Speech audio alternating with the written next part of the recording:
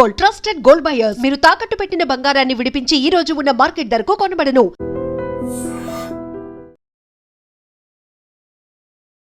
నమస్తే, welcome to I dream social spotlight with కవిత.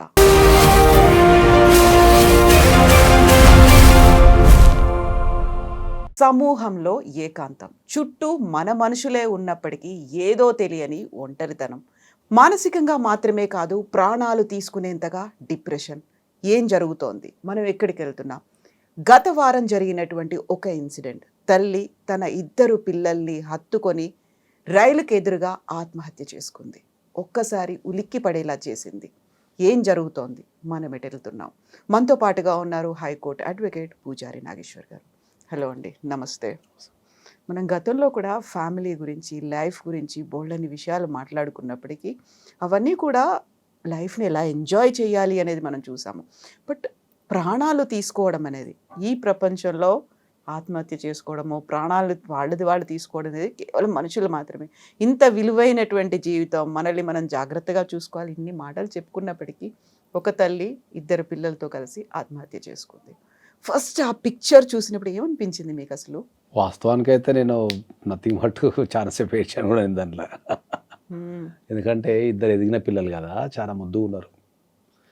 ఎందుకంటే వాళ్ళకు ఊహ తెలియనప్పుడు ఏదైనా జరుగుంటే ఓకే, కానీ ఇప్పుడు ఎదిగి ఒక సమాజాన్ని చూస్తున్న ఒక 2 వ్యక్తులు, ఈ భారతదేశానికి ఒక 2 భావి భారత పౌరులు, చాలా ముద్దుగా ఉన్న ఒక 2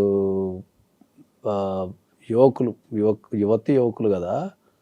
అసలు ఆ ఫోటో చాలా డిస్టర్బ్ చేసింది వాస్తవానికి కూడా. అనిపించింది అసలు మనం ఎక్కడ బతికేస్తున్నాం ఈ ప్రపంచంలో అని. చాలా కష్టం అది. మన ఒక్కలమే కదా, చూసిన ప్రతి ఒక్కరు కూడా అదే మాట్లాడుతారు. తల్లి 2 పిల్లలు అలా నడిచి వెళ్తున్నారు. తల్లి వాళ్ళకి ఏదో బుజ్జగించో లేకుంటే ఏదో తనలో ఉన్నది బాధనో ఏదో చెప్పుకుంటోంది. పిల్లలు వింటున్నారు, చేతుల్లో చేతులేసుకొని నడుస్తూనే ఉన్నారు. అంత దూరం నడిచి వెళ్ళిపోయారు. హత్తుకుంది, నేను లేకుంటే మీరు ఉండలేరు, మీరు లేకుండా నేను ఉండలేను. ముగ్గురు పోవాల్సినటువంటి సిచ్యువేషన్స్. నిజంగా అలాంటి పరిస్థితులు లేవు అనేది కుటుంబ సభ్యులు చెప్తున్నారు. ఎక్కడి దాకా ఎందుకు వెళ్తున్నాం మనం? అలాంటి డెసిషన్ ఎందుకు తీసుకుంటున్నాం? ఇక్కడ అతి పెద్ద క్వశ్చన్ ఏంటంటే ఒక 15 years ఉన్న 2, ఒక యువతి ఒక యువకుడు, తల్లి ఏం చెప్పి తీసుకెళ్ళింది అనేది అసలు ఎవరికి అర్థం కాని క్వశ్చన్ అది. ఎందుకంటే చిన్నపిల్లలు అనుకోండి, ఇంటర్, వాళ్ళకి తెలియదు పాపం. అమ్మ ఎక్కడికి తీసుకెళ్తే వెళ్ళిపోతారు, నిలబడతారు, తెలియదు నెక్స్ట్ ఏం జరుగుతుంది అనేది. వాళ్ళకి జీవితం మీద అవగాహన ఉండదు. వీళ్ళకు 2 యుక్త వయసులో ఉన్న ఒక యువకులకి సమాజం మీద ఒక అవగాహన ఉంటుంది. ఏది మంచి, ఏది చెడు, ఏది చేయొచ్చు, ఏది చేయొద్దు అనేది ఉంటుంది కదా. వాళ్ళు ఎట్లా ఒప్పుకున్నారు అసలు దీనికి అనేది అసలు నాకు అది ఒక $1000 క్వశ్చన్ అది. అందులో ఎవరో ఒకరు ప్రతిఘటించాలి కదా. ఆడపిల్లనో లేకపోతే అబ్బాయో ఇది జరగదు, ఇది కాదని ఎవరికో ఫోన్ చేయటమో ఏదో ఒకటి చేయాలి కదా. ఫాదర్కి ఫోన్ చేయటమో, గొడవ పెట్టడమో చేయాలి కదా. అంత ఖచ్చితంగా ఏంటంటే, సరే ఆమె పెద్ద వ్యక్తి, సరే అదొక విషయం, కానీ ఇంత ఆ ఎదుగుతున్న పిల్లల్ని ఆమెకి ఎట్లా తీసుకోవాలనిపించింది అని కూడా అర్థం కాలేదు నాకు. అందులో భర్త పిల్లలకి స్వయంగా తండ్రి బర్త్డేని కొన్ని గంటల్లో సెలబ్రేట్ చేసుకోవాలి. అది కూడా ఒకటి ఉంది, బర్త్డే ఉంది, వాళ్ళ మ్యారేజ్ డే ఉంది. అసలు వీళ్ళు ఎట్లా ఒప్పుకున్నారు, ఆమె ఏమని చెప్పి ఒప్పించుంటుంది, అసలు వీళ్ళందరూ ఏ ట్రాన్స్లో తిరుగుతున్నారు అనేది అసలు అర్థం కాలేదు నాకు. ఈ సంఘటన గనక సమాజాన్ని కదిలించకపోతే, దీని నుంచి వ్యక్తులు గుణపాఠం నేర్చుకోకపోతే, దీని నుంచి మనము దీన్ని ఒక పాఠంగా తీసుకొని మన కుటుంబాన్ని సరిదిద్దుకోకపోతే, ఇది మానవాళికి పెనుముప్పు కింద మారే అవకాశం 100% ఉంటుంది. ఆల్రెడీ ఇప్పుడు ఈ ఒక్క సంఘటనే కాదు, మనం వరుసగా ఒక 1 week నుంచి మీరు గమనిస్తే రాష్ట్ర వ్యాప్తంగా తెలంగాణ అండ్ ఆంధ్రప్రదేశ్ రాష్ట్రాలలో విచిత్రమైన ఆత్మహత్యలు జరుగుతున్నాయి. అదేదో ఒక రాష్ట్రానికి భూతం పట్టినట్టు, ఎవడో చేతవాడి చేసినట్టు రకరకాల ఆత్మహత్యలు జరుగుతున్నాయి. అసలు నాకైతే అసలు ఈ ఆత్మహత్యల పరంపర ఏంది అనేది కూడా అర్థం కావడం లేదు. ఒక తోటి మనిషిని కూడా మనం గమనించలేని స్థితిలో ఉన్నామా, మన చుట్టుపక్కల ఏం జరుగుతుందో గమనించలేకపోతున్నామా అనే స్థితిలో ఓడిపోయినామా. మనిషికున్న జ్ఞానం నశించిపోయిందేమో అనిపిస్తుంది నాకు అప్పుడు. ఆత్మహత్య చేసుకోవాలి, ఒక బలమైన రీజన్, ఒక బలహీనమైనటువంటి క్షణాలు, ఇవన్నీ చెప్పుకోవడానికి వినడానికి బాగానే ఉంటాయి. కానీ నేను, నాతో పాటు నా 2 పిల్లలు, ఒంటరితనం, ఇవన్నీ అనుకున్నప్పుడు వాటిని జయించలేమా మనం అసలు? అదే నేను మాట్లాడేది ఏంటంటే, జనరల్గా మానసికంగా ఆడవాళ్ళు చాలా ధైర్యవంతులు ఉంటారు. మగవాళ్ళ కంటే 100 times ధైర్యం ఉంటారు మానసికంగా. మగవాళ్ళు ఎప్పుడు శారీరకంగా బలంగా ఉంటారు తప్ప మానసికంగా ఎప్పుడు వీకే ఉంటారు. ఎప్పుడైనా మీరు ఎక్కడైనా చూసుకోండి, ఇది 100% సత్యం. ఇది ప్రకృతి ధర్మం ఇది యాక్చువల్లీ. ఎందుకంటే ఏ కష్టం వచ్చినా కూడా తట్టుకొని ధైర్యంగా నిలబడగలిగే శక్తి ఆడవాళ్ళకి ఎక్కువ ఉంటుంది కాకపోతే కంపారిజన్ టు మెన్. ఆడవాళ్ళు ఏడుస్తారు, అదే. మగవాళ్ళు ఏడవరు అనేది ఒక మిస్కన్సెప్షన్ కూడా అది ఉంది. అట్లా ఉంటుంది తప్ప వాళ్ళకు ఉన్న త్యాగం కానీ లేకపోతే వాళ్ళు పడే కష్టాలు కానీ వాళ్ళకి ధైర్యం ఎక్కువ ఉంటుంది, మానసికంగా చాలా ధైర్యం ఉంటుంది. ఒక రెండు ఈ బిడ్డల్ని కానీ అదే వాళ్ళని ఎత్తి పెంచి చదివించి అదే చేతులతో ఎట్లా తీసుకెళ్ళిపోయింది అనేది ఇక్కడ మిరాకిల్. అది చాలా అది అసలు నేనైతే అసలు దాన్ని అది జరగకపోయి ఉంటే బాగుండని అయితే నేను 100 సార్లు దేవుని ప్రార్థించినా నాకే తెలుసు. అక్కడ ఎదుగుతున్న పిల్లలు ఆ ఫోటో అసలు మన దురదృష్టానికి ఏంటంటే అసలు ఆ ఫోటో అందరి మనసు నుంచి పోతలేదు. అసలు అది చాలా క్లియర్ గా కనిపిస్తోంది అందులో. వాళ్ళు ఇంత ఆ ధైర్యంగా నడవటం కానీ ఆ స్టైల్ కానీ అసలు ఎంత క్యాజువల్గా ఉంది తెలుసు. ఆ వీడియో కూడా వాళ్ళు ఏదో ఫంక్షన్ పోతున్నారు వాళ్ళు. ఎక్కడ బెరుకు కానీ వాళ్ళ దగ్గర ముచ్చబెట్టుకోవడం, వేడుపులు, పెడబొబ్బలు ఏం లేవు. ఇప్పుడు ఆ వీడియో ఆ రైల్వే స్టేషన్ తీసిన వీడియోకి వాళ్ళు చచ్చిపోవడానికి మధ్యలో ఒక 1 అవర్ టైం ఉందనుకున్నా కూడా వాళ్ళకి ఆ టైంలో తెలిసి ఉండాలి కదా. తెలిసి ఉన్నప్పుడు ఒకవేళ తెలిసి ఉంటే కనుక రైల్వే స్టేషన్కి ఎందుకు పోతున్నావు కనుక తెలిసి ఉంటే కనుక ఆ ఏజ్ పిల్లలకి భయం కానీ ఆందోళన కానీ చికాకు కానీ ఏదో ఒకటి ఉండాలి కదా. వాళ్ళంతా అసలు అది ఇప్పటిదాకా మరి పోలీసు వాళ్ళు ఎందుకు కనిపెట్టలేకపోయారో కానీ అది చాలా. ఇప్పుడు మనకు అందిన సమాచారం ప్రకారం ఫైనాన్షియల్ ఇష్యూస్ ఏం లేవు అని చెప్తున్నారు. కెరీర్ కూడా స్ట్రాంగ్గా ఉంది. ఎటు చూసినా కూడా ఈ మానసికమైన ప్రాబ్లమ్స్ అనేది కనిపిస్తున్నది. కానీ తెరనక ఏముందనే మనకి ఇప్పటికి తెలియకపోయినా కూడా ఇన్ని సంవత్సరాలు లాక్కొచ్చిన వ్యక్తి ఇప్పుడు పిల్లలు ఎదుగుతున్న టైంలో వాళ్ళు హాస్టల్ నుండి వాళ్ళు ప్రపంచాన్ని చూడాల్సిన టైంలో ప్రాణం తీసుకోవటము, వాళ్ళ ప్రాణాలు తీయటం అనేది అయితే అసలు ఇది ముమ్మాటికి సమాజం చేసిన హత్య అనే చెప్తాను నేను. దాంట్లో ప్రతి ఒక్కరం బాధ్యత వహించాల్సిందే, అందరం నాతో సహా. తను ఒంటరితనంతో బాధపడుతోంది అని అనుకున్నప్పుడు ఆ ఒంటరితనానికి సంబంధించి ఎప్పుడో ఒకసారి ఎవరితో ఒకరితో అయినా డిస్కస్ చేస్తూ ఉంటుంది కదా తను, కనీసం పిల్లలతోనో తల్లితోనో. అదే చెప్తున్నా, మన భారతదేశంలో వచ్చిన అతిపెద్ద ప్రాబ్లం ఏంటి అంటే మనం ఏదన్నా సమస్య చెప్పుకోవడానికి పోయినప్పుడు ఎవరితోనైనా సరే వాళ్ళు దాన్ని లైట్ తీసుకుంటారు ఇండియాలో. నేను అట్లా చాలా కేసులు చూసిన. ఎవడో చాలా సందర్భాలలో నేను చచ్చిపోతాను ఉట్టిగానో బెదిరిస్తాను సరదాకు అంటారు. అది సబ్ కాన్షియస్ మైండ్లో రికార్డ్ అవుతుంది వాళ్ళకి. అని వాళ్ళకు కూడా ఒక థాట్ ఏమొస్తుంది, ఈ అమ్మాయి చచ్చిపోతా అంటే ఎవడు పట్టించుకోవడం, చచ్చిపోవడం కూడా చాలా పొందినారు. ఎప్పుడైనా సరే ఒక వ్యక్తి ప్రాబ్లం చెప్పడానికి వచ్చినప్పుడు నేను ఏం చెప్తా అంటే వాళ్ళని వారించకుండా వినండి ఫస్ట్ అని చెప్తాను నేను. ఒక 2 నిమిషాలు ఎవడన్నా ప్రాబ్లం చెప్తుంటే ఏదైనా పని చేస్తున్నా కూడా ఆపి అసలు వాళ్ళు ఏం చెప్తున్నారు అంటే దాని తీవ్రత తెలుస్తుంది అంటే నేను. మనం రొటీన్ లైఫ్లో మనం తీసేస్తున్నాం, చాలా మందికి తీసేస్తుంటాం అట్లా రొటీన్ లైఫ్లో. అది తప్పు అని చెప్తాను నేను. మనిషి అనేది ఎప్పుడైనా కూడా నేను ఇప్పటికి మీకు చాలా సందర్భాలు చెప్పిన, ఎప్పుడైనా ఒక మనిషి ఆత్మహత్య చేసుకోవాలి అంటే వాళ్ళకి ఏమైనా ఫీలింగ్ వస్తుంది అంటే ఏంటంటే ఈ ప్రపంచంలో నాకెవరూ లేరు, నేను బతికి వేస్ట్. ఈ 2 పదాలు వాళ్ళ మైండ్స్లో స్ట్రాంగ్ అయినప్పుడే చచ్చిపోతారు. నా కోసం ఒకరు ఉన్నారు, లేకపోతే నేను వాళ్ళ కోసం బతకాలి అనే ఫీలింగ్ ఉంటే చచ్చిపోరు, పోరాడతారు, 100% పోరాడతారు. ఆత్మహత్య చేసుకోవడానికి గల ఏకైక కారణం అదే. నువ్వు ఎన్ని విశ్లేషణలు చేయండి, ఏమైనా చేయండి, వాళ్ళకు నా కోసం నన్ను ఎవరు పట్టించుకోవడం లేదు, నా బాధ ఎవరు వింటం లేదు, నా కోసం ఎవరు లేరు అనే ఫీలింగ్ వచ్చినప్పుడు నేను ఎందుకు ఉండాలి ఈ ప్రపంచంలో అనేది ఒక రకమైన డిప్రెషన్కి వెళ్ళిపోతారు. ఆ డిప్రెషన్కి వెళ్ళిపోయిన తర్వాత ఏం చేస్తారు, ఎవరు లేరు కదా, ఎవరు పట్టించుకోవడం లేరు కదా, బతికేందుకు అన్న టైంలో ఆత్మహత్య చేసుకుంటారు. That is the biggest problem. అది ఎక్కడైతే కుటుంబ వ్యవస్థ ఈ ప్రపంచవ్యాప్తంగా ఎక్కడైతే కుటుంబ వ్యవస్థ అయితే స్ట్రాంగ్ ఉందని మనం చెప్పుకుంటున్నామో అదే కుటుంబ వ్యవస్థలో క్రైమ్ పెరిగిపోయింది, విపరీతమైన క్రైమ్ పెరిగిపోయింది. ఆ పెరిగిన క్రైమ్ని కూడా మన జనాలు చాలా క్యాజువల్గా తీసుకుంటారు. అయిపోయిందా అదేమన్నా? అదే అంటున్నా కదా, మన జనాలు కూడా దాన్ని ఏదో ఒక వార్త లెక్క చదివి పడేస్తున్నారు తప్ప అరే ఎందుకు కుటుంబాలలో హత్యలు పెరుగుతున్నాయి, ఆత్మహత్యలు పెరుగుతున్నాయి అని ఒక్కళ్ళు కూడా బాధ్యత తీసుకొని ఆలోచిస్తాం లేరు. నేను 1,00,000 సార్లు చెప్తున్నా ప్రతి ఒక్కరికి ఏంటంటే భారతదేశంలో కుటుంబ వ్యవస్థ అనేది చెడిపోయింది. దాన్ని రిపేర్ చేయాలా, దాన్ని రిపేర్ చేయాలంటే సమాజంలో ఉన్న ప్రతి ఒక్కరు బాధ్యత తీసుకోవాలా. అది నీ కుటుంబమైనా నా కుటుంబమైనా ఎవరి కుటుంబమైనా సరే మనం బాధ్యతగా ఉండి మన పిల్లలకు కానీ సమాజానికి కానీ మనం నేర్పాలనేది చెప్తున్నా నేను. ఎవ్వరి కాళ్ళు ఇప్పుడు నేను వరుసగా ఒక 1 వీక్ నుంచి చూస్తున్నా కదా, ఒక 1 వీక్ నుంచి చూస్తుంటే ఫస్ట్ నేను చూసిన న్యూస్ ఏంది, ఒక ఆడపిల్ల తల్లిదండ్రులకి విషయం ఇచ్చి చంపేసింది. ఏది, ప్రేమించిన వ్యక్తిని వాడి కోసం. యాక్సెప్ట్ చేస్తానని మత్తు మందు మత్తు మందు పెట్టి. Over dose. అరే కనీసం ఒక ఇంగిత జ్ఞానము, వాళ్ళ కడుపులో మనం పుట్టినాము, ఈ చిన్న లాజిక్ ఇది, వాళ్ళ కడుపులో మనం పుట్టినాము, మనకి సాధిండ్లు చదివిపించిండ్లు, తల్లిదండ్రులు పిల్లలు పెరగటానికి ఎన్ని త్యాగాలు చేస్తారు అనేది వాళ్ళు పెరిగిన తర్వాత అర్థమవుతుంది. తిండి తిని కోరికలు చంపుకొని రకరకాలు చేస్తారు, ఏదో వాళ్ళ స్థాయికి తగ్గట్టు, ఎవరి స్థాయికి తగ్గట్టు వాళ్ళు చేస్తారు. కంపల్సరీ పిల్లల మీద ప్రేమ ఉంటే వాడు రిక్షా ఎక్కుకున్న నుంచి అంబానీ వరకు వాళ్ళ స్థాయికి తగ్గట్టు ఏదో ఒకటి పిల్లల ఎదుగుదల కోసం ఎక్కడి దగ్గర కాంప్రమైజ్ అయితేనే ఉంటారు తల్లిదండ్రులు, అయితేనే ఉంటుంది. అట్లాంటి తల్లిదండ్రులని నువ్వు విషమిచ్చి చంపడం ఏంటి? నాకు అది కాన్సెప్ట్ అర్థం కాలని. నీకు అంతగానం ప్రేమించిన వ్యక్తున్నాడు, పారిపోనుంటూ ఏటన్నా ఏమవుతుంది? బతకలేవైతే పెద్ద ప్రపంచంలో ఓ ఢిల్లీకో బాంబేకో కలకత్తాకో పారిపోయి నచ్చిన మొగుండి అంతగానో నీకు నచ్చితే పారిపోయి బతకనుంటే పని చేసుకుంటూ బతకలేరా? అందులో తను ఉద్యోగం చేస్తుంది, మనం nursing చేసింది. చదువుకున్న అమ్మాయి నర్సింగ్ చేస్తుంది, నీకు ఇంజక్షన్లు జనాలు బాగుపడతానికి రా అంటే అవే ఇంజక్షన్లు పెట్టి తల్లిదండ్రులు చంపేసింది. ఎటు పోతుంది సమాజం?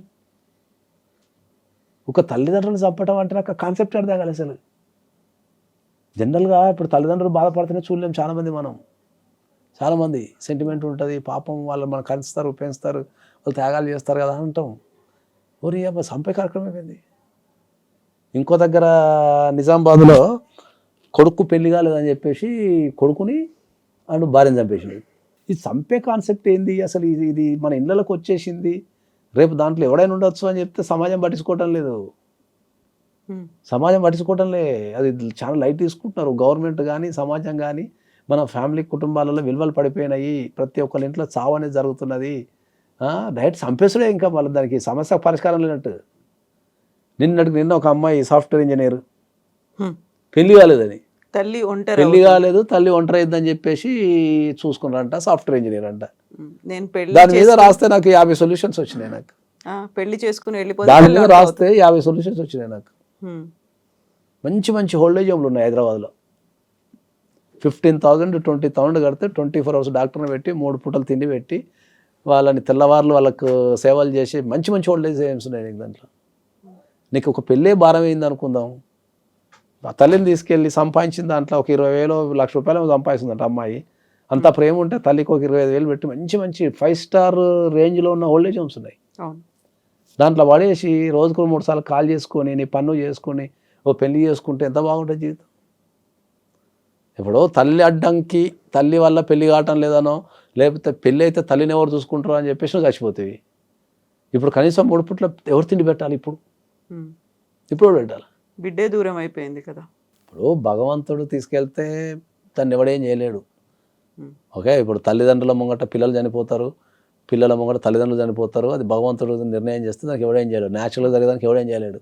హార్ట్ అటాక్, యాక్సిడెంట్ అంటే ఏం చేయలేము, మిస్టేక్ జరుగుతుంది కాబట్టి జరుగుతుంది. ఓకే, ఒక మనిషిని చంపాలా అనే ఆలోచనే ఒక మనిషికి వస్తే, తోటి మనిషిని చంపాలనే ఆలోచనే మనిషికి వస్తే దాన్ని ఎవడు మార్చాలా? నిన్న ఎవడో సాఫ్ట్వేర్ ఇంజనీర్ అంట, రైలు కింద పడి చచ్చిపోయాడు, పెళ్లి కావడం లేదని.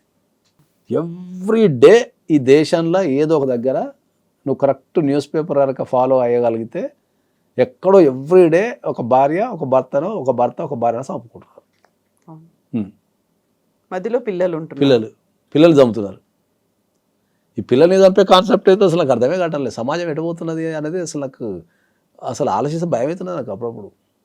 ఇటువంటి సమాజంలో ఉన్నా అనిపిస్తుంది నాకు. మెయిన్ లేనప్పుడు మా పిల్లల్ని ఎవరు చూసుకుంటారు, మళ్ళీ అదొక సెంటిమెంట్, ఎమోషన్ అనేది అక్కడ అసలు నాకైతే అసలు సమాజం మీద అయితే నేను ఫ్యామిలీ కౌన్సిలర్ కింద కానీ డైవోర్స్ అడ్వకేట్ కింద నుండి నాకు అసలు అప్పుడప్పుడు అసలు ఏం మాట్లాడడం అర్థం కావట్లేదు. అసలు సమాజం చాలా ఘోరమైన స్థితిలోకి వెళ్ళిపోతుంది. ఫ్యామిలీ వ్యవస్థ అనేది అసలు నేను 100% చెప్తున్నా కానీ ఎవరు నమ్ముతాను లేడు. ఇండియాలో ఏదైతే కుటుంబ వ్యవస్థ స్ట్రాంగ్ అని చెప్పుకుంటున్నామో ఆ వ్యవస్థ మొత్తం పడిపోయి ఇళ్లలో చంపడాలు అనే ఒక కార్యక్రమం పెట్టుకొని తిరుగుతున్నారు. మనం ఈ టాపిక్ మాట్లాడుకుంటున్న సమయంలోనే వచ్చినటువంటి ఒక న్యూస్, రాజస్థాన్లో పెళ్ళైన 3 నెలలకే భర్తని ప్రియుడితో చంపించేసింది ఒక అమ్మాయి. వాకింగ్ అని వెళ్తున్నారు, ప్రియుడు వచ్చాడు, చాలా కారుతో గుద్ది అదృష్టవంతుడు. చంపేశాడు. కనీసం 3 3 నెలలు నెలలు ఉన్నాడా?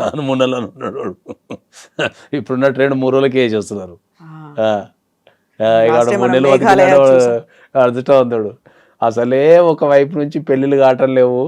ఆ, యువత పెళ్ళంటే భయపడి పారిపోతుంది అని యువతనంతా పెళ్లి వైపు మార్చాలనుకుంటుంటే ఇంక ఇటువంటి సంఘటనలు జరిగితే అసలు ఇక జనాలు పెళ్ళిళ్ళు చేసుకుని ఇండియాలో ఇంకా క్రైమ్ పెరిగిపోయింది.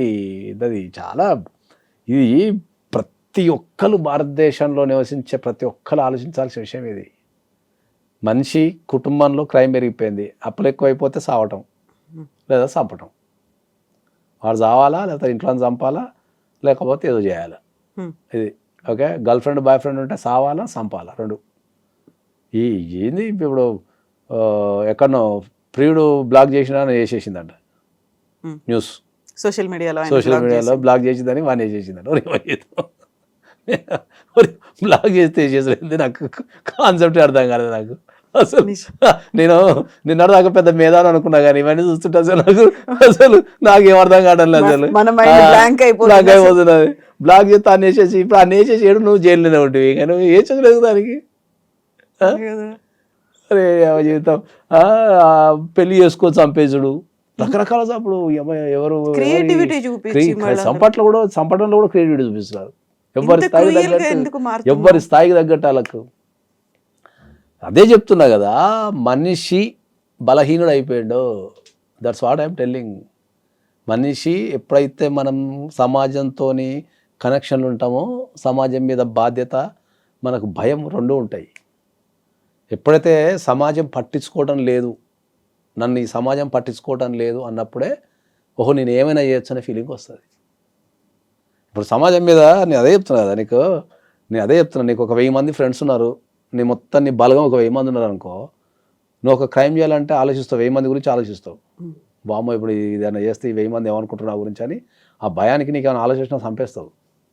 నీకు ఎవరు తెలియదు అనుకో, నాకు ఎవరు తెలియదు, ఎవడేమనుకుంటా నాకేంది, నాకు రిలేషన్ లేదు ఎవరితో, నాకు ఎవరు లేరు, ఎవడనుకుంటా నాకేంది అనే కాన్సెప్ట్లో తిరుగుతున్నారు వీళ్ళంతా. బేసికల్గా ఒంటరి కాదు, ఒంటరితనంతో బాధపడుతున్నారు ప్రతి ఒక్కరు. అది అట్లా ఒంటరితనంతో బాధపడేటోళ్ళు నాకు తెలిసి 50% ఉంటారు. అందరు పైకి నటిస్తున్నారు అంతే, అందరు నటిస్తున్నారు. ఈ ప్రపంచం మొత్తం నటన అనే ఒక దాంట్లో తిరుగుతున్నారు తప్ప మనసు, అదే చెప్పిన కొన్ని 100 సార్లు, మనము మనసు విప్పి చెప్పుకోవడానికి ఒక విషయాన్ని, మనం ఎదుటి వ్యక్తితో ఏదన్నా మనసు విప్పి చెప్పుకోవడానికి కూడా మనుషులు లేరు. ఒకవేళ ఎక్కడన్నా మనసు విప్పి చెప్పుకుందామన్నా వాళ్ళు ఏమనుకుంటారో, నన్ను ఎగతాళి చేస్తారో, నన్ను బలహీనుడు అనుకుంటారో అని చెప్పేసి ఆ ఫీలింగ్స్ అన్నీ వీళ్ళు చంపేసుకుంటున్నారు. ప్రశాంతంగా నవ్వటం పోయింది, ప్రశాంతంగా ఏడవటం పోయింది, ప్రశాంతంగా మాట్లాడుకోవడం పోయింది, ఒక మనిషి కోసం నిలబడటం పోయింది, త్యాగాలు చేయటాలు పోయినాయి. ఏమైనా తాత్కాలికమైన విషయాల మీద వీళ్ళు శ్రద్ధ పెడుతున్నారు తప్ప లాంగ్ జర్నీ మీద ఎవరు శ్రద్ధ పెడతాం లేరు. ఎవరికైనా సరే ఒక వ్యక్తికి చంపాలి అని అనిపించినప్పుడు నెక్స్ట్ ఏమవుతుంది అని ఆలోచిస్తే చంపే ఆలోచన ఎక్కడి నుంచి వస్తుంది? చంపితే ఏడుంటాడు, లైఫ్ లాంగ్ జైలు ఉంటాడు. మరి లైఫ్ లాంగ్ జైలు ఉండడానికి చంపడం ఎందుకు కదా? దానికి ఈ చిన్న లాజిక్ కూడా మిస్ అయిపోతున్నారు జనాలు, తప్పించుకోలేరు. ఇప్పుడున్న టెక్నాలజీకి క్రైమ్ చేస్తుంటేనే దొరుకుతారు. మనం పట్టించాల్సిన ఇంతకుముందు అన్న టెక్నాలజీ లేనప్పుడు ఒక సాక్ష్యం దొరకాలన్నా, ఒక ఇంకేదైనా దొరకాలన్నా చాలా కష్టం ఉంటుండే. ఇప్పుడున్న టెక్నాలజీకి నువ్వు ఎంత చిన్న తప్పు చేసినా కూడా నువ్వు ఇంకా ఏ టెక్నాలజీతో అయితే ఇంకా ఘోరం. మొన్న ఎవరు రైల్వే స్టేషన్లో ఇద్దరు దొంగలు పట్టించింది తెలుసా? ఏ టెక్నాలజీ? ఆ ఏరియాలో తిరిగే నేరస్తుల మొత్తం మన ఏపీలో ఎక్కడో జరిగింది అది రీసెంట్గా. డేటా మొత్తం దానికి రోబోట్కి ఎక్కించి దాన్ని రైల్వే స్టేషన్లో చెప్తున్నారంట. అది మొత్తం తిరిగి అందరినీ చూస్తుందంట. దీంట్లో ఉన్న డేటాతోనే 2 కళ్ళు గమనించి వాళ్ళిద్దరిని ఇమీడియట్లీ లోకల్ పోలీస్ స్టేషన్కి కంప్లైంట్ ఇచ్చేసిందంట. రైలు వచ్చి పట్టుకున్నారు. ఇంతకుముందు నన్ను ఎవడో చూస్తే కష్టంగా తగ్గేటోడు ఇప్పుడు యంత్రాలే పట్టించేస్తున్నాయి ఎక్కడికి. యంత్రాలు పట్టించేస్తాయి. ఇప్పుడు నేరస్తుల డేటా మొత్తం ఇప్పుడు మీకు యుఎస్లో నేరస్తుల డేటా మొత్తం ఏఐ చేసేసింది. ఎప్పుడైనా నువ్వు కార్ డ్రైవింగ్ చేసుకుంటూ పోతుంటా కూడా ఆ ఏఐ కెమెరా ఇట్లా చూసి ఆ డేటాను అనలైజ్ చేస్తుంది సెకండ్లలో. చేసి నీకు ఏమైనా క్రైమ్ ఉందో అనుకో ఆ నెక్స్ట్ స్టేషన్కి చెప్పేస్తున్నారు వాళ్ళు, అక్కడ ఆపేస్తారు. యూఏలో కూడా అట్నే ఉంది, యూకేలో అట్నే ఉంది. ఈజీగా పట్టేసుకుంటున్నారు మనుషులు. ఇంతకుముందు ఒక పట్టుకోవాలంటే ఎక్కడికో పోయి పట్టుకోవాలా, కూర్చున్న దగ్గర నుంచి యంత్రాలే పట్టించేస్తున్నాయి, వీడు పలానా దొంగ వీడు పలానా దొంగ అని చెప్పేసి. ట్రూ. ఇప్పుడు బేసికల్గా ప్రాబ్లం మనతో ఉందా, మన చుట్టుపక్కల ఉన్న వాళ్ళతో ఉందా? ఒంటరితనం అనేది వాళ్ళకే వస్తుందా, మనం వాళ్ళని అందులోకి నెట్టుతున్నామంటారా? మనిషి అనేది ఏంటంటే తన రూపాన్ని మార్చుకుంటున్నాడు.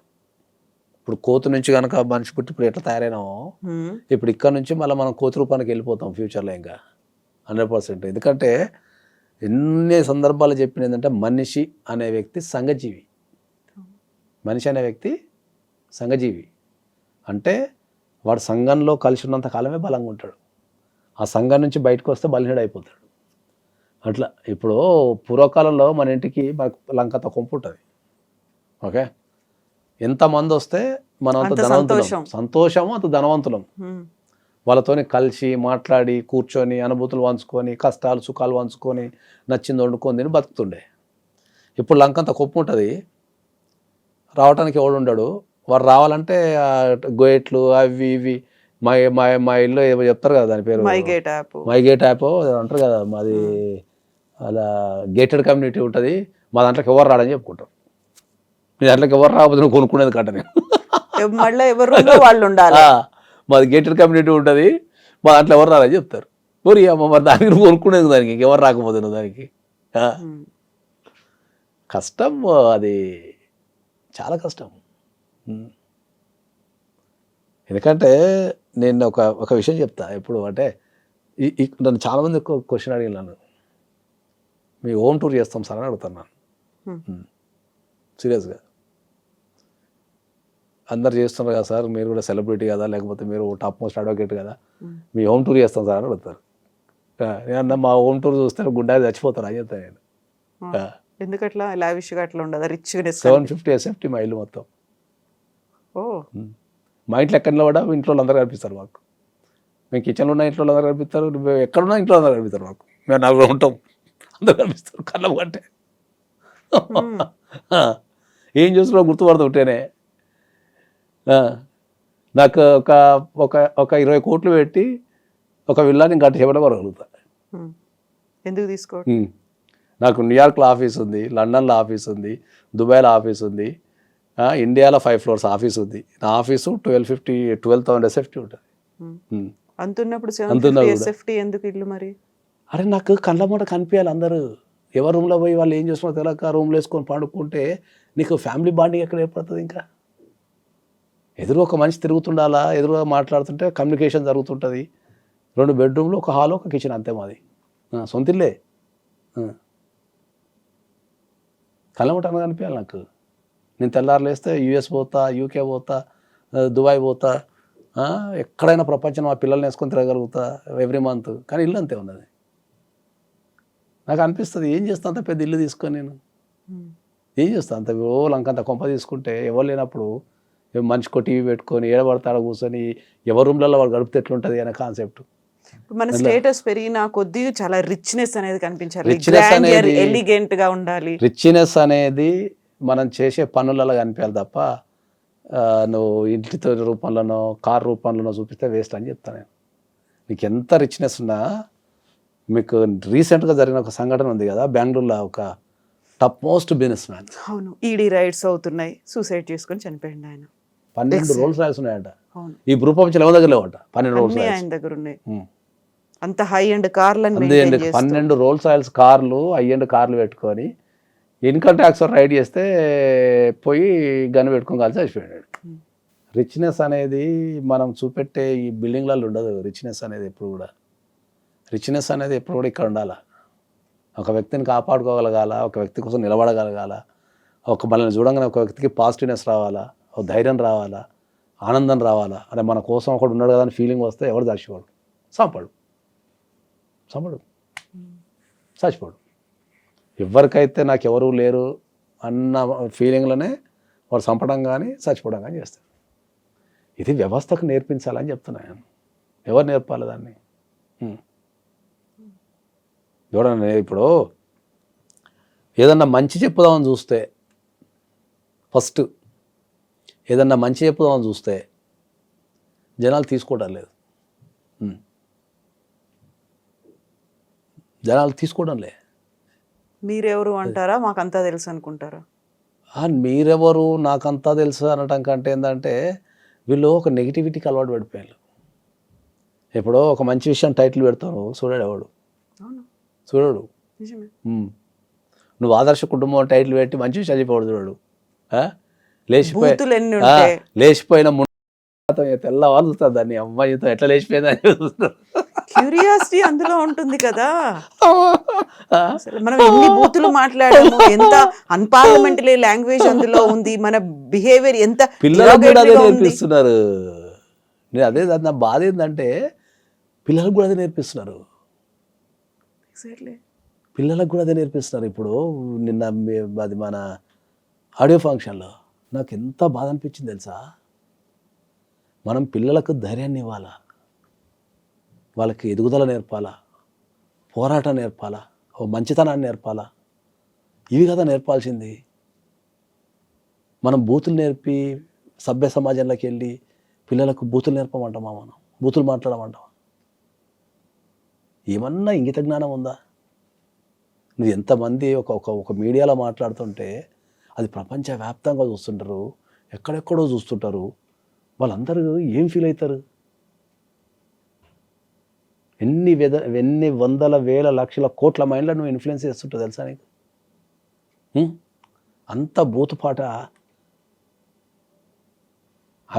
అసలు నాకు చాలా ఆ పాట వింటుంటే అసలు నాకు భయం అయిపోయింది. అసలు నువ్వు ఏం నేర్పుతున్నావు సమాజానికి? అంత బూతులు నువ్వు బహిరంగంగా కొన్ని లక్షల మంది లైవ్ షోలో మాట్లాడుతుంటే నువ్వు ఏం నేర్పుతున్నావు?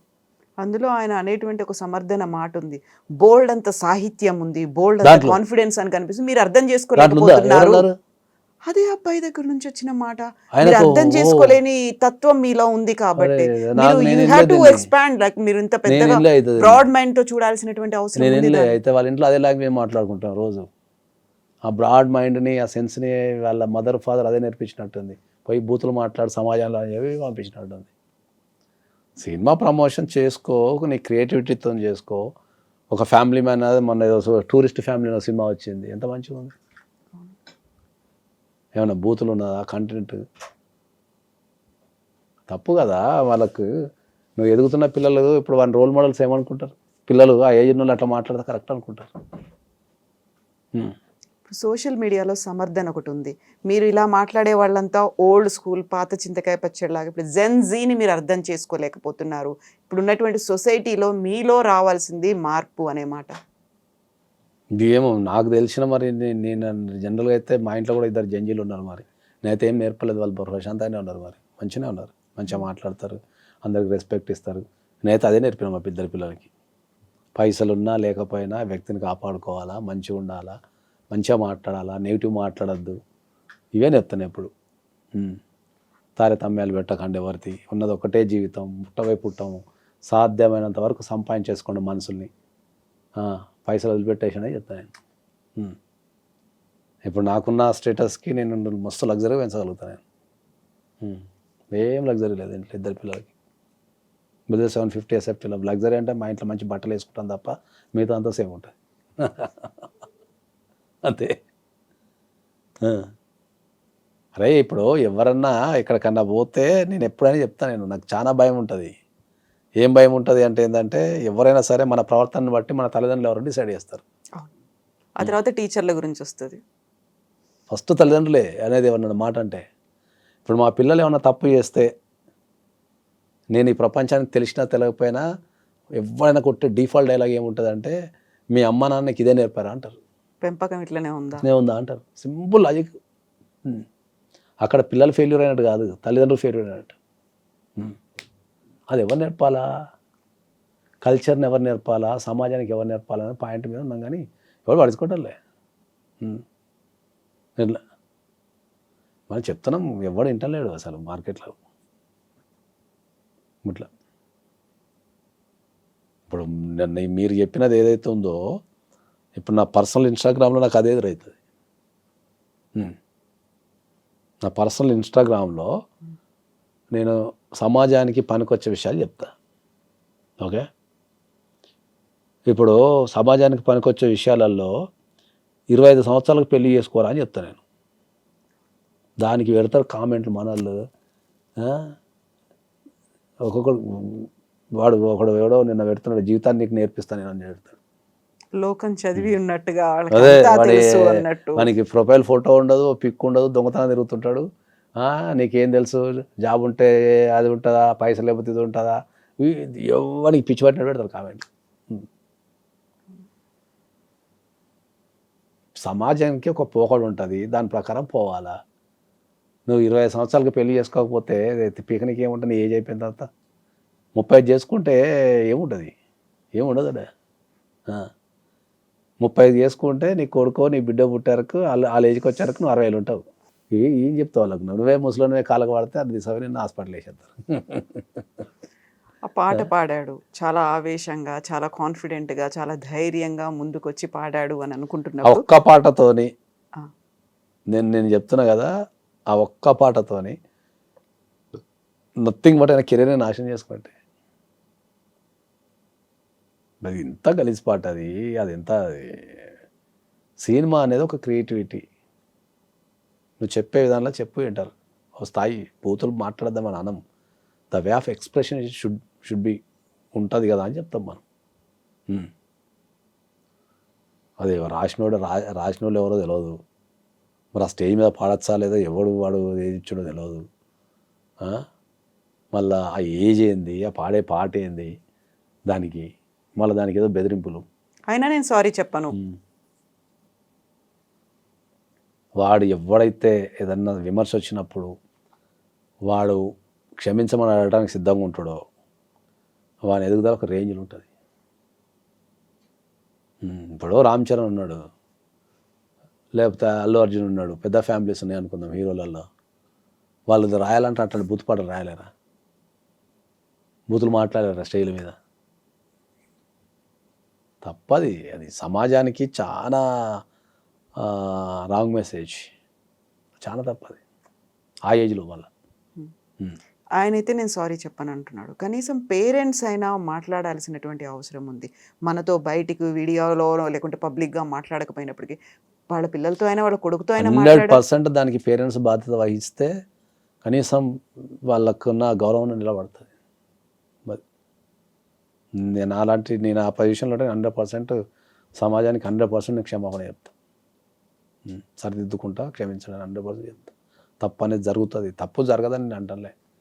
తప్పు అనేది మంచి చేయాలా, దాని నుంచి రియలైజ్ కావాలి, ఇంకా మరింత జాగ్రత్తగా ఉంటాడు. అట్లా ఇప్పుడు ఆ ఏజ్లో తెలవకపోవచ్చు. తెలవనప్పుడు ఎవరు సరిదిద్దాలి దాన్ని? పేరెంట్స్ సరిదిద్దాలి.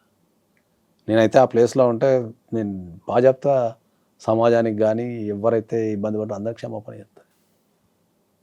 మీరు పేరెంట్స్కి తెలిసి చేస్తున్నారా, తెలవక చేస్తున్నారా అనేది వాళ్ళ కుటుంబం మీద ఆధారపడి ఉంటుంది. కానీ డెఫినెట్లీ అయితే దానికి క్షమాపణ చెప్పాల్సింది, దానికి వేరే ఆప్షన్ లేదు. ఎవరో అనామకంగా ఉన్న వాళ్ళో, ఏదో ఊరు పేరు తెలియని వాళ్ళో కాదు. ఆ జరిగింది, ఆ కుటుంబం తెలుసు, వాళ్ళ ఫాదర్ ఎవరో తెలుసు, అన్నీ తెలిసిన తర్వాత కూడా అంత ధైర్యంగా ఎలా పాడాడు, దాన్ని ఎలా సమర్థించుకుంటున్నాడు, ఇప్పటికి కూడా డిఫెండ్ చేసుకోవడం అనేది అది 100% తప్పది. అదే చెప్తున్నాను, 100% తప్పది. దాన్ని సరిదిద్దాల్సిన బాధ్యత వాళ్ళ పేరెంట్స్కి 100% ఉంటుంది. వాళ్ళు దాన్ని సరిదిద్దగలగాల. ఆయనని one of the top most స్టార్ని చేయగల ప్రవర్తన ద్వారానే మనం టాప్ మోస్ట్ స్టార్ అవుతాం తప్ప తెర మీద ఏదో చేయడం ద్వారా ఎప్పుడు కాము. తెర మీద కొన్ని వందల మంది హీరోలు వస్తుంటారు, పోతుంటారు, కానీ కొంతమంది నిలబడతారు. ఆ కొంతమంది ఎందుకు నిలబడతారు అంటే ఏంటంటే వాళ్ళ ప్రవర్తన ద్వారా నిలబడతారు. ప్రవర్తన టువర్డ్స్ సొసైటీ కావచ్చు, ప్రవర్తన టువర్డ్స్ కోస్టార్స్ కావచ్చు, ప్రవర్తన టువర్డ్స్ ప్రొడ్యూసర్స్ కావచ్చు, ఏదున్నా ప్రవర్తనతోనే మనిషి నిలబడతాడు. వాళ్ళు నిలబడమే కాదు, మన మనసుల్లో కూడా నిలబడతాం మనం, 100% నిలబడతాం మనం. అట్లా యవ్వనంలో ఉన్నప్పుడు తప్పు చేయడం అనేది సర్వసాధారణంగా జరిగేది. ఎందుకంటే వాళ్ళకు సమాజం మీద అవగాహన ఉండదు, దాని ఇంపాక్ట్ తెలియదు, కొన్ని సమయంలో ఎట్లా బిహేవ్ చేయాలో తెలియనప్పుడు దాన్ని కంట్రోల్ చేయాల్సిన బాధ్యత, నేర్పించాల్సిన బాధ్యత తల్లిదండ్రులకే ఉంటుంది. నేనైతే 100% ఏం బిలీవ్ చేస్తా అంటే ఏంటంటే, యవ్వనంలో ఉన్న వ్యక్తులు కనుక తప్పు చేస్తే దానికి 100% పూర్తి బాధ్యత తల్లిదండ్రులే వహించాలని చెప్తాను. బై ఆల్ మీన్స్ ఎన్ని తప్పు చేసినా కూడా వాళ్ళకి తల్లిదండ్రులే 100% బాధ్యత వహించాలి. దానికి వేరే ఆప్షన్ లేదు ఇంకా. ఎందుకంటే పిల్లలు అనేది మన రిఫ్లెక్షన్. మనం ఏదైతే నేర్పిస్తామో వాళ్ళు అదే తీసుకుంటారు. అదే వాళ్ళు సొసైటీకి ఇస్తారు. నువ్వు సొసైటీకి నీ పిల్లగాడు ఏదో ఇచ్చిండు అంటే నువ్వు అదే నేర్పించుంటావు అంటాను డైరెక్ట్. నేను డైరెక్ట్ చెప్తాను అందరికి, డైరెక్ట్ చెప్తాను.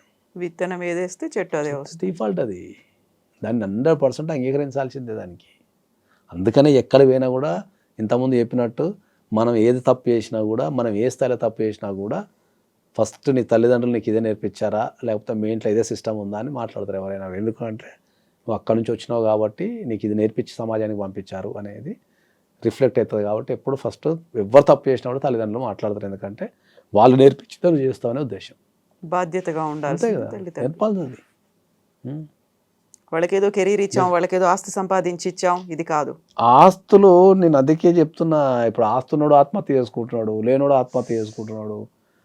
ఆస్తులు అనేది మనిషి జీవితంలో, నేను ఇంతకుముందు చాలా ఇంటర్వ్యూలో చెప్పిన, నా దగ్గర రూపాయి లేనప్పుడు, ఇవాళ కోట్లు ఉన్నప్పుడు నా జీవితంలో ఏ మార్పు లేదు.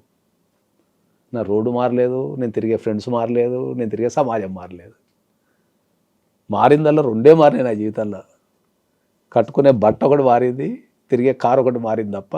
ఇప్పుడు నాకు 100 కోట్లు వచ్చిందని మా అమ్మ నాకు అమ్మ కాకుండా పోతుంది ఏంది? ఫ్రెండ్స్ కాకుండా పోతారా? ఇప్పుడు 100 కోట్లు వచ్చింది అని చెప్పేసి నేను ఏదో ఒక్కరిని ఆఫీస్ పెట్టుకొని కూర్చోలేను కదా, గాల్లో తిరగలేరు కదా, తిరగలేం కదా.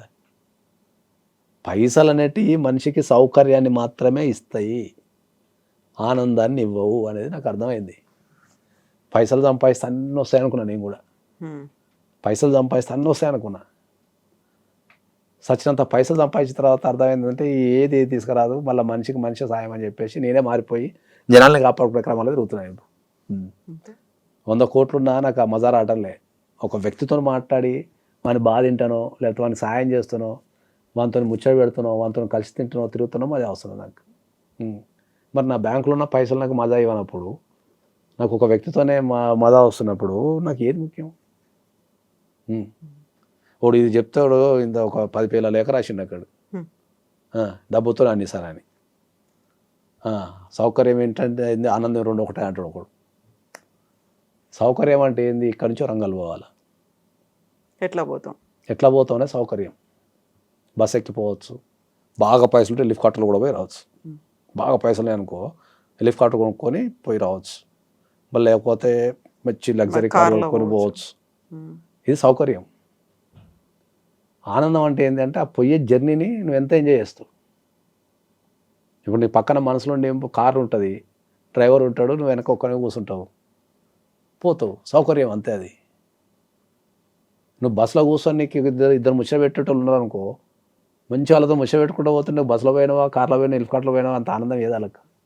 ఆ వ్యక్తులతోని కూర్చొని మాట్లాడే విధానం ఆనందం ఇస్తాను నీకు. అది అంతా అయిపోయినాకైనా తత్వం బోధపడుతుందా? మారారు ఇంకా అప్పుడు కూడా? చెప్పేటోళ్ళు లేరు కదా, అదే చెప్తున్నా కదా, చెప్పేవాళ్ళు లేరు.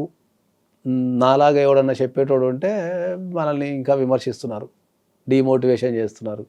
అరే సమాజంలో బాగుపడండి రయ్యా, మంచిగా ఉండండి రయ్యా, ఉన్నది ఒకటే జీవితం, మళ్ళీ పుట్టపై పుట్టాము, అందరం మంచిగా ఉండాలా, ఒకరికొకరు సాయం చేసుకోవాలా, మోసాలు చేయొద్దు, మంచిగా ఉందాము, ఒకరికొకరు హెల్ప్ చేసుకుందాము, మంచిగా బతికేద్దాము, మళ్ళీ పుట్టపై పుట్టాం కదా, ఉన్నప్పుడే మంచి జ్ఞాపకాలు పోగు చేసుకొని ఓ ధైర్యాన్ని తెచ్చుకొని అందరం కలిసి తిని చచ్చిపోదాం రాయ్యా అని నేను చెప్తే ఎవడు ఏది పడుతుంది ఆడాడుతాడు.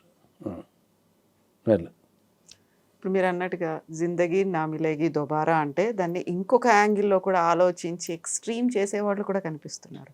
ఎలా అయితే డౌన్ అయిపోతున్నామో 2 sides చూసుకుంటే, ఇదే ఒక్క జీవితం అనుకుని మోటివేట్ అయ్యి ముందుకెళ్లే వాళ్ళు ఉన్నారు, ఇదే ఒక్క జీవితం ఉంది మళ్ళీ నెక్స్ట్ ఎలా ఉంటుందో తెలియదు అనుకుని దాన్ని ఇంకా ఎక్స్ట్రీమ్ స్టేజ్కి తీసుకెళ్లే వాళ్ళు కూడా ఉన్నారు. ఇది ఏం ఎక్స్ట్రీమ్ తీసుకెళ్ళి ఏం చేస్తాను? మా అంటే మందు తాగుతావు, సింప్లిఫై చేస్తే. ఎంజాయ్ చేయటం అంటే అందరూ ఏమనుకుంటున్నారు, ఎంజాయ్ చేయటం అంటే మందు తాగటము, ఎంజాయ్ చేయటం అంటే డ్రగ్స్ తీసుకోవటము, లేకపోతే ఎంజాయ్ చేయటం అంటే రకరకాల వ్యక్తులతో ఇల్లీగల్ కాంటాక్ట్స్ పెట్టుకోవడం, ఇవన్నీ ఎంజాయ్మెంట్ అనుకుంటున్నారు వీళ్ళు. అట్లా చాలా ఉన్నాయి ఎంజాయ్ గురించి చెప్పాలంటే. మనం ఎంజాయ్ చేయటం అంటే అది కాదు అనే విషయాన్ని మనం చెప్తే ఎవడు పట్టించుకుంటున్నాడు? ఏమని చెప్తాం మనం? ఏమి చెప్తే పరిస్థితులు కూడా లేదు. తల్లిదండ్రులు కూడా అట్నే తయారైన, తల్లిదండ్రులు కూడా అట్నే తయారైన నిజంగా. ఎందుకంటే నేను నిన్న ఆఫీస్లో కూర్చొని పనిచేస్తుంటే ఇదే మన చంద్రహాస్ది రీల్ వచ్చింది. ఆ పక్కన కూర్చొని ఒక వ్యక్తి రీల్ చూసుకుంటూ కూర్చున్నాడు, నేను పని చేసుకుంటూ కూర్చున్నా. నిన్న రాత్రి 9 o'clock వాడు మాట్లాడింది నేను భలే మాట్లాడినాడు. ఎంకరేజ్మెంట్ భలే మాట్లాడినంటే అసలు నాకు ఒక బ్రెయిన్ ఆగిపోయిన తర్వాత ఆ వ్యక్తికి ఎవరైతే ఆ వ్యక్తికి ఉన్న పిల్లలు ఏం చేస్తున్నారో ఆలోచిస్తే ఆయన బిహేవియరు వాళ్ళ పిల్లల బిహేవియర్ సేమ్ ఉంది. భయమైంది ఒక నిమిషం, ఓహో నువ్వు సమాజానికి ఇది చెప్తున్నావా అని చెప్పేసి. నెగిటివిటీ ఇంట్లో నుంచే పెంచి పోషిస్తారు అందరు. ఎట్లా ఇంట్లో చంపుకోవడం అనే కాన్సెప్ట్ నాకు ఇప్పటికీ అది అర్థం కావట్లేదు. నాకు కడుపులో పుట్టిన వాళ్ళని చంపుకోవడం ఏందనే కాన్సెప్ట్ అర్థం కావడం లేదు నాకు. రక్త సంబంధాన్ని చంపుకోవడం ఏంది? పగ కోసమో లేకపోతే ఎదగటం కోసమో ఏదో తెలవని చంపినాం అంటే ఓకే, అది యుద్ధకాలం నుంచి ఉంది కాబట్టి ఇట్స్ ఓకే. అధికారం కోసం వేరేటోని చంపినాం అంటే ఓకే. కానీ ఇంట్లో చిన్నప్పటి నుంచి పెరుగుతాము, వాళ్ళతో కలిసి తిరుగుతాము, అన్ని పంచుకుంటాము. నిన్న ఎవడో మాడోకెన్ని చంపినాడు. ఒక వ్యక్తిని, మనకు కడుపులో మనతో పాటు పుట్టిన ఒక వ్యక్తిని మనం కాపాడుకోవాల్సింది పోయి చంపే కార్యక్రమం ఏంది అసలు? ఇది ఈ సమాజం ఎటుపోతుంది? ఇది ఎవరు చెప్పి సావాలా? ఎవరు చెప్పి సావాలా?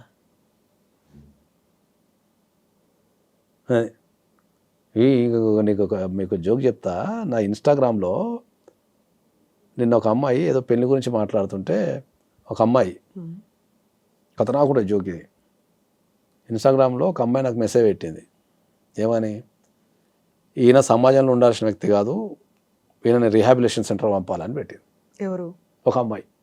ఎవరిని పంపించాలి? నన్ను. మిమ్మల్ని? ఓ, పెళ్లి గురించి మాట్లాడుతుంటే. ఎందుకలా? పెళ్లి చేసుకుంటారు నాయన అని చెప్పి మాట్లాడుతుంటే, పెళ్లి చేసుకుంటారు నాయన, ఏజ్లో పెళ్లి చేసుకోండి అని మాట్లాడుతుంటే ఒకటే లైన్ పెట్టింది, మిమ్మల్ని రీహాబిలిటేషన్ సెంటర్. ఈయన సమాజంలో కాదు ఉండాల్సింది, ఈయన ఇమీడియట్లీ రీహాబిలిటేషన్ సెంటర్ పంపండి అని పెట్టింది. నేను కూడా కింద రిప్లై ఏమి ఇచ్చినా తెలుసా? నేను అవునమ్మా, నేను రీహాబిలిటేషన్ సెంటర్నే ఉండాలా, ఎందుకంటే మీలాంటి వాళ్ళ మధ్యలో ఉండలేను, నాకు రీహాబిలిటేషన్ సెంటర్ కరెక్ట్ సరిపోద్దని మెసేజ్ పెట్టా. మన సమాజంలో ఇప్పుడు మనం నవ్వుకున్నట్టుగా నవ్వుకునే సందర్భాలు కూడా చాలా తగ్గిపోతున్నాయి. ఎంజాయ్ చేసే సంతోషపడే క్షణాలు అవి తగ్గిపోతున్నాయి. దాన్ని ఒక బిజినెస్, ప్రతి దాన్ని నీవు నాకేమి ఇస్తావు, నేను నీకేమి ఇవ్వాలి, నువ్వు నాకేమి ఇస్తావు, నేను ఇంత ఒక వ్యక్తితో ఫ్రెండ్షిప్ చేయాలి అంటే వీటితో ఫ్రెండ్షిప్ చేస్తే ఏమొస్తుంది? లేకపోతే పెళ్ళి కూడా అట్నే తయారైంది, బిజినెస్ కింద తయారైంది. అదే నీ మొత్తుకొని వచ్చేది, వీళ్ళందరికీ మొత్తుకొని వచ్చేది ఏంది? పెళ్ళి అనేది మనం ఒక వ్యక్తితోని కలిసి జీవించే విధానం. పెళ్ళి అనేది ఒక వ్యక్తితోని కలిసి జీవించే విధానం. నువ్వు ఒక వ్యక్తితో కలిసి జీవించగలుగుతున్నా జీవించలేనా అని పెళ్లి చేసుకోవాలా. దానికి నువ్వేం చేస్తున్నావు? జీతం ఎంత, ఏ వీసా ఉంది, ఎక్కడుంది, ఆస్తులు ఎంత ఉన్నాయి, నేను పోతే ఒకతే కోడలు ఉంటానా, లేకపోతే ఒకటే బిడ్డ ఉన్నదా, ఈ ఆస్తి అంతా నేనే నాకేస్తానా? ఇవి కాదు పెళ్ళికి. నేను మొత్తుకొని వచ్చేది అది అందరికీ. బలగా ఎంత ఉంది, ఏమున్నది, కుటుంబాలు ఎట్లున్నాయి, ఇవి కాదు. పెళ్ళిలా ఇప్పుడు జరిగే పెళ్ళిళ్ళల్లో 90% మ్యారేజెస్ మోసాలతోని, అబద్ధాలతో జరుగుతున్నాయి. ఒక ఇద్దరు వ్యక్తుల్ని కలిపే కార్యక్రమం లేదు. పెళ్ళి అనేది కూడా ఒక బిజినెస్ అయిపోయింది. వాళ్ళు పేపర్ల మీద వేసుకుంటున్నారు, వేసుకొని పట్టుక వేసుకుంటున్నారు. ఏమో అమ్మాయి జీతం ఉందా, అబ్బాయి జీతం ఉందా, ఈడు ఉందా, ఈడు ఇట్లా వేసుకొని వాళ్ళు ఇద్దరికి సెట్ అవుతారు, పంపిస్తున్నారు, ఒక ఇంటికి దిగి పంపిస్తున్నారు. వీళ్ళు అడిగిపోయిందో చూడలేకపోతున్నారు. వీళ్ళ క్యాల్కులేషన్స్ వేరు, పెళ్లి క్యాల్కులేషన్స్ వేరు. దేనికి ఉండాల్సిన దానికి ఉంటే సక్సెస్ అవుతుంది. నేను కొన్ని లక్షల కేసులు చూస్తున్నా. 1 వీక్కి పెళ్లి చేసుకుంటారు, 1 మంత్కు పరిచయం లేకుండా ఉట్టేన సార్ పెళ్లి చేసేటప్పుడు ఏంటంటే ఈ ముహూర్తం లేదనో, లేకపోతే వాడెవడో చచ్చిపోయాడు ఈ లోపల చేయాలనో, లేకపోతే ఇప్పుడు అమెరికా వెళ్ళిపోతే ఇమీడియట్లీ ఇవ్వాలనో తప్ప ఇద్దరు వ్యక్తులు కలిసి జీవించగలిగే వీళ్ళకి ఆ ఎబిలిటీ ఒక ఇంటి కింద పెడుతుందా లేదనే లేదు. ఓపెన్గా మాట్లాడుకొని చేసుకునే గుణమే లేదు. ఇప్పుడు నేను ఎందుకు ఇంతగానో మొత్తుకుంటున్నానంటే నేను రోజు కొన్ని వందల కేసులు ప్రపంచవ్యాప్తంగా చూస్తున్నా కాబట్టి ఈ సమాజంలో ఇది జరుగుతుందని మొత్తుకుంటున్నా. అందరికి ఎవరికాలు ఏమనుకుంటారు, సమాజం మాత్రం ప్రశాంతంగా ఉంది, నాగేశ్వరరావు పోయారు ఒక్కడు ఈ సమాజాన్ని జడగొడుతున్నాడు పనికిరాని విషయాలు చెప్పి సమాజం మా ఇంట్లో మేము అందరం మంచిగా ఫ్యామిలీ సాంగ్ వాడుకుంటున్నాము, మీకు వచ్చిన బాధ ఏంటి? నేను కొత్త చెప్పాలని సమాజానికి సూత్రం అని చెప్తున్నావు. తాకిడి నాకు తాకుతుంది. ప్రపంచవ్యాప్తంగా కొన్ని వందల మంది యువతి యువకులు ఎంత బాధపడుతున్నారు రిలేషన్షిప్స్ వల్ల కానీ పెళ్లి వల్ల కానీ, ఎన్ని కుటుంబాలు బాధపడుతున్నాయి, ఎన్ని జీవితాలు ఎక్కడ స్ట్రక్ అయిపోతున్నాయి అనేది నేను ప్రత్యక్షంగా చూస్తున్నా. కాబట్టి ఇవన్నీ చేయకుండా అయ్యా, మీరు ఉన్న ఒక జీవితాన్ని ఖరాబ్ చేసుకోకుండా అయ్యా, మంచి ఏజ్లో ఉండండి, మంచిగా ఉండండి అని నేను చెప్తున్నా. అదేమైపోతుంది, అదంతా తిరిగి నా మీద దాడి చేస్తున్నారు. అది ఈ ఒకటైతే మీకు ఇంకా కథ నాకు జోగి చెప్పాలా. ఒకసారి ఏదో చెప్పినా నేను పెళ్లి గురించి చెప్తూ ఒక ఇంటర్వ్యూలో ఒక అమ్మాయి అడిగింది నన్ను, ఏం లేనోడికి నీకు బిడ్డ ఉంటే ఇస్తారా అని అడిగింది నన్ను. కొడుకులు ఉన్నారు కాబట్టి ఇట్లా మాట్లాడుతున్నా అట్లా కూడా అడిగిళ్ళు. తర్వాత మరి ఏం లేనోడికి నీకు నిజంగా బిడ్డ ఉంటే ఇస్తాను కూడా అడిగిళ్ళు. నేనన్నా పెళ్లి చేసేటప్పుడు నేను వాడితో కలిసి జీవించగలుగుతామా లేదా మాత్రమే చూడాలా. వాళ్ళకి ఆస్తులు ఉన్నాయా, ఆస్తులు లేవా, వాడు ఏ ప్రొఫెషనల్ చూడొద్దు అని చెప్పిన. పెళ్ళి అయ్యటానికి ఒక అందగాడు ఉంటాడు, ఒక అందమైన భార్య ఉంటుంది. ఏదైనా కారణం వల్ల యాక్సిడెంట్ వాళ్ళ ముఖం ఖరాబో చేయో కాలో వదిలిపెట్టేస్తామా? పెళ్ళి అయ్యటానికి వాడు పేదోడు ఉంటాడు, లేకపోతే పేద అమ్మాయి ఉంటుంది, ఏదో వాళ్ళు కష్టపడి కోర్టు సంపాదించుకుని వదిలిపెట్టేస్తామా? ఇప్పుడు అవే అవుతున్నాయి కదా, వదిలిపెట్టేస్తా. అదే చెప్తున్నా, పెళ్ళికి పారామీటర్స్ ఇవన్నీ కాదు. పెళ్ళి అయ్యటానికి వాడు సాఫ్ట్వేర్ ఇంజనీర్ ఉంటే 5 లక్షలు సంపాదించేవాడు ఉంటాడు, అదృష్టం బాగుండి జాబ్ బంద్ చేసి వ్యవసాయం చేసుకుంటా అంటాడు, అని 3 వస్తుంది, వదిలిపెట్టేస్తామా? జీవిత విధానం వేరు. That's what I'm telling. ఒకటి మనం అనుకున్నది ఇంకో 10 ఇయర్స్కి ఉండదు. చాలా తక్కువ మందే సేమ్ ఇప్పుడు గవర్నమెంట్ ఎంప్లాయ్ ఉంటాడు, ఇప్పుడు గవర్నమెంట్ ఎంప్లాయ్ కిందనే ఉంటాడు. కొన్ని ప్రొఫెషన్స్ ఉంటాయి, 70% of the people the keep change. Private job చేస్తాడు, 5 సంవత్సరాల తర్వాత బోర్ కొడుతుంది దానికి, చల్ నేను జాబ్ ఏం చేస్తా, బిజినెస్ పెట్టుకుంటా అంటాడు. లేదు నేను పెళ్లి టైంకి నీ జాబ్ చూస్ చేసుకున్నా, నేను వదిలిపెట్టేస్తున్నారు కదా. లైఫ్ అనేది ఎవ్రీ 5 ఇయర్స్కి మారుతుంటుంది. ఎవరి జీవితం అయినా మారుతుంది. నేను బాండ్ పేపర్ రాసి సంతకం పెట్టిస్తా, ఎవ్రీ 5 ఇయర్స్కి చేంజ్ వస్తుంది. 25 ఇయర్స్లో స్టార్ట్ అవుతుంది, 25 ఇయర్స్ వరకు ఒక స్థాయిలో చదువులు అవి ఇవి ఏం ప్రొఫెషన్ ఎంచుకోవాలా ఇదంతా ఒక 20-25 వరకు జరుగుతుంది కుటుంబాన్ని బట్టి. అక్కడ నుంచి నీ సొంత డిసిషన్స్ నుంచి మారుతుంటుంది. ఇప్పుడు నేను నా లైఫ్ తీసుకున్నాను అనుకో, నేను సాఫ్ట్వేర్ ఎంప్లాయ్ కింద స్టార్ట్ చేసుకున్నా, తర్వాత బిజినెస్ చేసిన, తర్వాత అడ్వకేట్ అయినా, ఇప్పుడు సినిమాలు తీస్తున్నా, రేపు ఇంకేం చేస్తున్నా నాకే తెలియదు, ఇప్పుడు అన్ని కలిపి చేస్తున్నా. మరి నాది కూడా మారిపోయింది కదా, ఎవ్రీ 5 ఇయర్స్కి మారిపోతూనే ఉంది. నా లైఫ్లో ఎంత మాత్రం వాళ్ళందరూ పట్టం వేస్తే ఎవ్రీ 5 ఇయర్స్కి ఒకటి చేస్తున్నారు వాళ్ళు. ఎవడో వస్తాడు, మనం బిజినెస్ చేస్తాము, లేదన్నా సినిమాలు తీస్తే ఖతర్నాక్ ఉందా అంటాడు, అరే బాగుంది అంట, కానీ ఉన్నేలేం తీసుకుని ఆడబెడతాం. అవి వస్తాయి పోతాయి. కలిసి ఉండటం, పెళ్లి చేసుకోమంటే తిడుతున్నారు నన్ను, ఎందుకని ఏమో చేద్దాం, పెళ్లి చేసుకొని రా అంటే తిడుతున్నారు. అరే మనిషి జీవితానికి పెళ్ళి అనే వ్యవస్థ లేకపోతే ప్రపంచం ఇంత డెవలప్ అవుతుంది, డెవలప్ అవుతుంది చెప్పండి. ఇప్పుడు రేపు మీరు అందరు పెళ్లి చేసుకోవడం మానేస్తే ఇంకెందుకు జీవితం?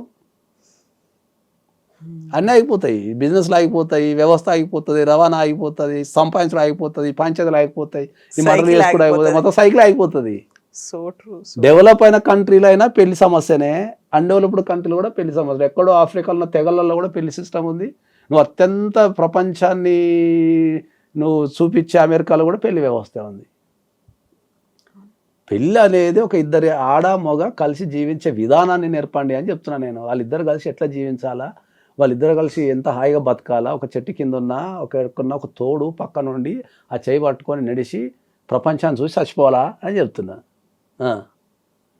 పెళ్లి చేసుకొని ఒకరిని కంటే జీవితం తెలుస్తారా అని చెప్తే నీకేందని ఎవడో ఎంత సొల్లంతా నా ఇన్స్టాగ్రామ్ మీద ఎత్తున్నాను. నాకు ఇప్పుడు నువ్వు పుట్టినావు, నువ్వు పెరిగినావు, నిన్ను నీ తల్లిదండ్రులు పెంచిళ్ళు, నీకు జీవితం విలువ తెలవాలంటే నువ్వు పెళ్లి చేసుకున్నావు కాను, ఓ బిడ్డను కానీ వాడిని సాధు,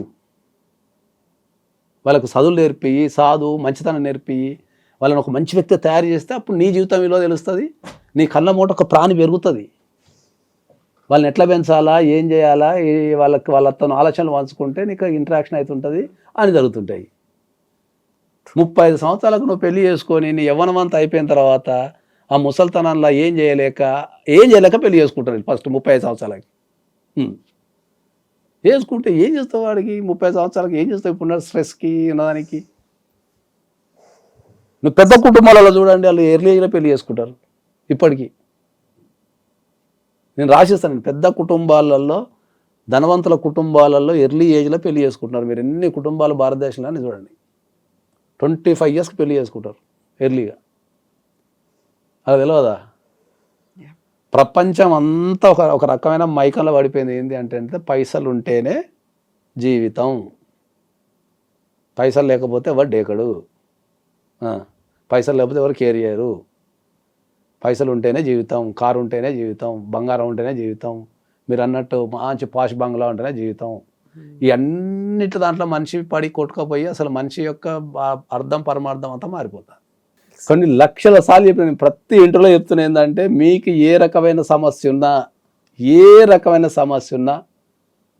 నా ఆఫీస్కి రండి, నేను ఏదో ఒక సొల్యూషన్ చేస్తాను. నాకున్న తెలివితేటలతోని, నాకున్న పరిచయాలతోనో ఏదో ఒకటి దానికి అవుట్కమ్ ఏదో ఒక రకంగా ఇవ్వగలుగుతారని ఆయన. ఈ సంపే కార్యక్రమాలు సచిపే కార్యక్రమాలు పెట్టుకోకంటారు ఆయన. 1000-2000 పెడితే ఈ దీంట్లో కూడా మళ్ళీ ఉన్నది. ఇంకా సార్ మీరు రమ్మంటున్నారు 1000 రూపాయలు అడుగుతున్నారు సార్ అంటాడు. సార్ మీరు రమ్మంటున్నారు మళ్ళీ 1000-2000 వసూలు చేస్తున్నారు సార్ అంటారు. మరి ఆ 1000-2000 వసూలు చేయకపోతే నేను ఇంటికి బియ్యం తీసుకెళ్ళాలా, లేకపోతే మా పూర్వాలు పసుతాం అనుకుంటున్నాడా? 1000-2000తో నీకు జీవితంలో నీకు ఆ 1000-2000తో జీవితానికి సంబంధించిన సమస్య పరిష్కారం దొరుకుతున్నప్పుడు ఈ జైలు జీవితాలు, ఈ పారిపోవడాలు, సంపడాలు ఇవన్నీ తగ్గిపోతాయి కదా ఆ 1000-2000తోనే. So true, accept, agree that. Thank you so much అండి.